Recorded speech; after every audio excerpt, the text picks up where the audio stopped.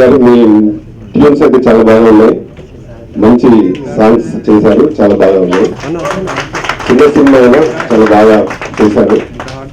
డెఫినెట్గా మీకు మంచి ఫ్యూచర్ ఉంటుంది, భవిష్యత్తులో ఉండాలని కూడా కోరుకుంటున్నాను.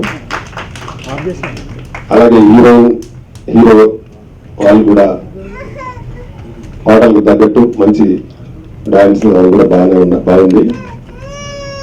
చిన్న సినిమాలు రిలీజ్ చేయడానికి ప్రస్తుత తరుణంలో ఇబ్బందిగా ఉన్న రోజుల్లో వీళ్ళు డేట్ చేసి సినిమా చేశారు. సినిమా బాగుంటే అది పెద్ద సినిమా, మీ కంటెంట్ బాగుంటే డెఫినెట్ గా హిట్ అవుతుంది. సినిమా ఇప్పుడున్న పరిస్థితులలో సబ్జెక్ట్ బాగుంటే ఎలాంటి సినిమా హీరో కొత్తవాడా పాతవాడా అనేది చూడరు. కథ బాగుంటే డెఫినెట్ గా సినిమా ఆడడానికి ఛాన్స్ ఉంటుంది. అట్లా ప్రేక్షకులు ఎన్నో సినిమాలు అట్లా నిరూపించారు. ఈ సినిమా కూడా మంచి డైరెక్షన్ చేసి ఉంటారని నేను అనుకుంటున్నాను. సాంగ్స్ కూడా, ఎందుకంటే సాంగ్స్ బాగుంటే సినిమాకు 50% సక్సెస్ కింద లెక్క. కానీ ఈ సినిమాలో ట్యూన్స్ బాగున్నాయి, విజువల్స్ బాగున్నాయి. పరిస్థితుల్లో థియేటర్స్ కూడా డెఫినెట్ గా మేము ఫిల్మ్ ఛాంబర్ ద్వారా మీకు పర్సంటేజ్ లో థియేటర్స్ ఇప్పించడానికి మేము సపోర్ట్ చేస్తాను. ఇంకా ఫాలో మూవీ గురించి చెప్పాలంటే సబ్జెక్ట్ చాలా బాగుందండి.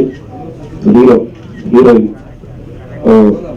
చాలా రొమాంటిక్ ఉంటుంది అండ్ హర్రర్ ఉంది. చాలా బాగుంది. సాంగ్స్ కంపోజింగ్ చేసినప్పుడు నజీం గారితో చాలా బాగా అనిపించింది. మంచి ఈ అవకాశాన్ని ఇచ్చిన నజీం గారికి అండ్ प्रोड्यूसर गार की धन्यवाद తెలుపుతున్నాను. मैं फर्स्ट टाइम ट्राई करा नाजिम भाई की सपोर्ट से, और मैं ट्राई कर रहा हूँ नेक्स्ट मूवी में अगर कुछ अच्छे चांस मिले तो तेलुगु सीख के मैं पूरे डायलॉग्स जो भी है मेरे अपने तेलुगु में बोलूँ. तो प्लीज कॉपरेट अस, हम ऑलरेडी बहुत मेहनत कर चुके हैं इसमें. आप लोग के सपोर्ट के बगैर हम लोग कुछ नहीं कर सकते, तो थोड़ा कॉपरेट करिए और बस थैंक यू सो मच. పోలపులి మూవీలో హీరోయిన్ గా చేశాను.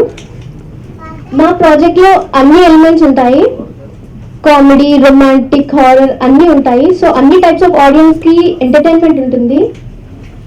ఈ ప్రాజెక్ట్ స్టార్టింగ్ డే 1 నుంచి ఇప్పటిదాకా వన్ మ్యాన్ ఆర్మీ లాగా ఫైట్ చేసి ఇంటి దాకా తీసుకొచ్చింది మా నజీం గారు.